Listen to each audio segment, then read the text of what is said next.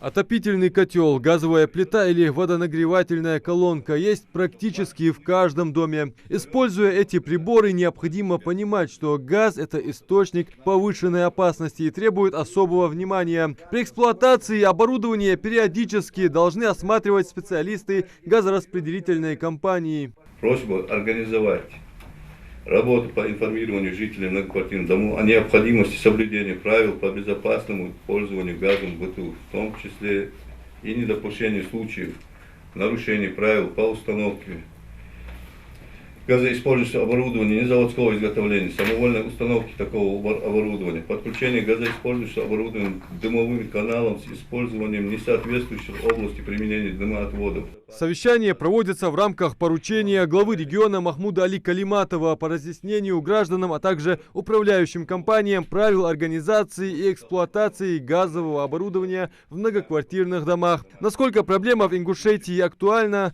мы знаем и помним. Это первые кадры с места взрыва в Экажеве в сентябре 2020 года. На небольшом заводе по производству пеплоблоков произошел мощный хлопок, повлекший смерть 3 рабочих. Со слов специалистов, причиной взрыва, вероятнее всего, стала утечка газа. А это 36-й многоквартирный дом по улице Гоголя в Малгобеке. Тогда, в 2019 году, молодая семья только успела заселиться сюда после свадьбы. Не прошло и недели, женщина скончалась от угарного газа.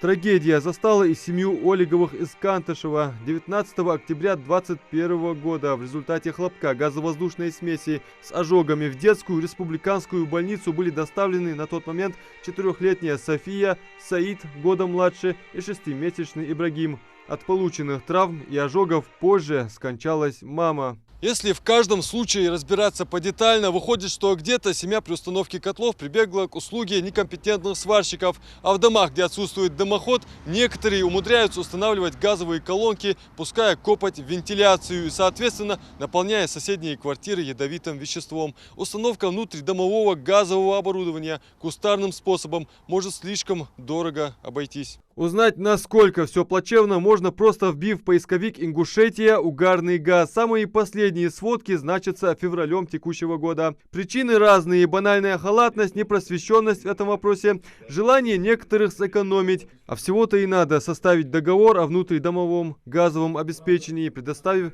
технические нюансы компетентным лицам. Проводимый нами семинар рассчитан только для того, чтобы довести эти сведения для людей. Для того, чтобы люди могли обеспечить заключение договора ВДГО, который обеспечивает безопасность их проживания. Он направлен для того, чтобы обеспечение безопасности их проживания.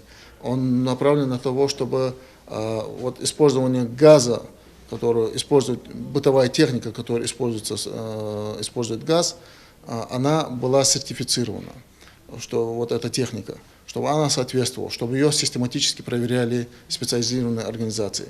В нашей республике есть только одна специализированная организация, которая проводит подобные мероприятия по проверке, по контролю. Это «Газпром» газораспределение Назрань. Договор с газораспределительной компанией дает гражданам право на бесплатную ежегодную профилактическую проверку и осмотр своего оборудования. Сотрудники жилищной инспекции доводят до сведения управляющих компаний информацию о том, что в случае нарушений на них возлагается ответственность. В большинстве своем наши управляющие организации имеют договора на ВДГО. Но с гражданами у нас обстоят дела куда сложнее. Большинство граждан, в том числе проживающих в квартирах, не имеют договора ВДГО.